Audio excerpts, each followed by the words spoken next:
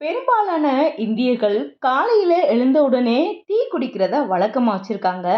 மீதமுள்ள இந்தியர்கள் காஃபி குடிக்கிறத வழக்கமா வச்சிருக்காங்க அப்படின்னு தான் நம்ம சொல்லணும். இந்த 2 பேருக்கும் இவ்வளோதான் வித்தியாசம். 2 ஃப்ரெண்ட்ஸ் இந்தியாவுல சந்திச்சுக்கிறாங்க அப்படின்னா, முதல்ல போறது டீ கடைக்கு தான். நாம வேற கடைய பத்தி யோசிக்கவே வேணாம். ஏன்னா, டீ அப்படிங்கிறது நம்மளோட கலாச்சாரத்துல அந்த அளவுக்கு ஒண்ணா மிக்ஸ் ஆயிருக்கு. மற்ற நாடுகள்ல டீ அப்படிங்கிறது வெறும் சுடு தண்ணீர்ல தேயிலை தூள் மட்டுமே கலந்து சர்க்கரை, பால், மசாலா பொருட்கள் சேர்க்கப்படாமல் செய்கிறது. ஆனா நம்ம இந்தியாவை பொறுத்தவரையிலும் டீயிலையும் பாலும் சர்க்கரை சேர்க்கிறது ரொம்பவே கட்டாயம். இதனால டீ கலோரி நிறைஞ்சதா மாறுது. அதுலயும் சில பேருக்கு டீல இஞ்சி, சுக்கு, ஏலக்காய் கலந்து குடிக்கிறது விருப்பமா இருக்கும். இந்த டீய 1 மாத காலம் நாம நிறுத்தணும் அப்படின்னா, ஒருவருடைய உடல்ல என்னென்ன மாற்றங்கள் ஏற்படும் அப்படிங்கிறத நாம இந்த பதிவுல தெரிஞ்சுக்கலாம். ஹாய் ஹலோ ஃப்ரெண்ட்ஸ், வணக்கம் அண்ட் வெல்கம் டு தேன் மிட்டாய் யூடியூப் சேனல். பொதுவாக பால்ல கால்சியம், புரதம், விட்டமின்கள், கொழுப்பு உள்ளிட்ட ஊட்டச்சத்துக்கள் நிறைஞ்சு இருக்கு அப்படின்னாலும் அதை தேயிலை தூளுடன் கலந்து குடிப்பது ஆரோக்கியமான தேர்வாக இருக்காது.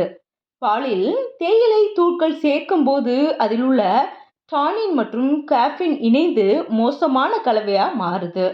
இதோடு தேநீரில் சர்க்கரையும் சேர்க்கிறாங்க.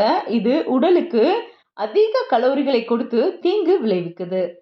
உயிரி தொழில்நுட்ப தகவல்களுக்கான தேசிய மையம் தேநீர் மற்றும் காஃபி போன்ற பானங்கள்ல கேஃபின் நிறைந்திருக்கிறது அப்படின்னும், இந்த பானங்களை தொடர்ச்சியா குடிக்கிறவங்களுக்கு பதட்டம், வயிற்று வலி போன்ற அறிகுறிகளை ஏற்படுத்தும் அப்படின்னு எச்சரிக்கிறாங்க. டீ குடிக்கிறத ஸ்டாப் பண்ணா ஆரம்ப கட்டத்துல ஒரு சிலருக்கு தலைவலி ஏற்படலாம். அவங்க சோர்வாகவும் பதட்டமாகவும் காணப்படுவாங்க. இதனால சில நாட்கள் கவனச்சிதறலும் ஏற்படலாம். ஆனா அவங்க விரைவில் இயல்பு நிலைக்கு திரும்பிடுவாங்க. 1 மாதத்துக்கு நாம தேநீரை தவிர்க்கிறதுனால நல்ல தூக்கம் வரும். அதுக்கப்புறமா நீங்க மிகவும் சுறுசுறுப்பா உணருவீங்க. அதிகமா தேநீர் நுகர்வில் ஊட்டச்சத்துக்கள் உடலில் சரியாக உறிஞ்சப்படுவது இல்ல. இது செரிமானத்தையும் பாதிச்சு மலச்சிக்கல் மற்றும் அமிலத்தன்மையை ஏற்படுத்துது. 1 மாசத்திற்கு தேநீர் அருந்துவதை நிறுத்திய பின்னர் செரிமானம் மேம்படுறது நமக்கே தெரியும். எடை குறைப்பிற்கு வழிவகுக்கும். அது மட்டும் இல்லைங்க, சர்க்கரை நோயால பாதிக்கப்பட்டவங்க சிறிய அளவில் சர்க்கரை அளவும் குறைக்கப்படுறத ஃபீல் பண்ண முடியும். உடலில் கொழுப்புக்கள் சேர்றது கட்டுப்படுத்தப்படுது.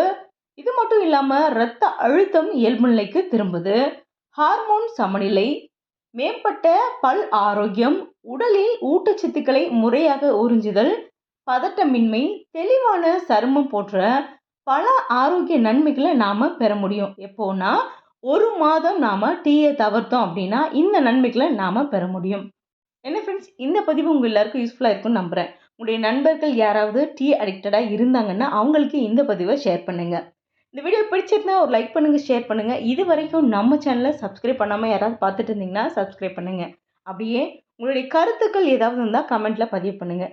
மறுபடியும் ஒரு யூஸ்ஃபுல்லான கண்டென்ட்டோட நான் உங்களை மீட் பண்ணுறேன். தேங்க்யூ.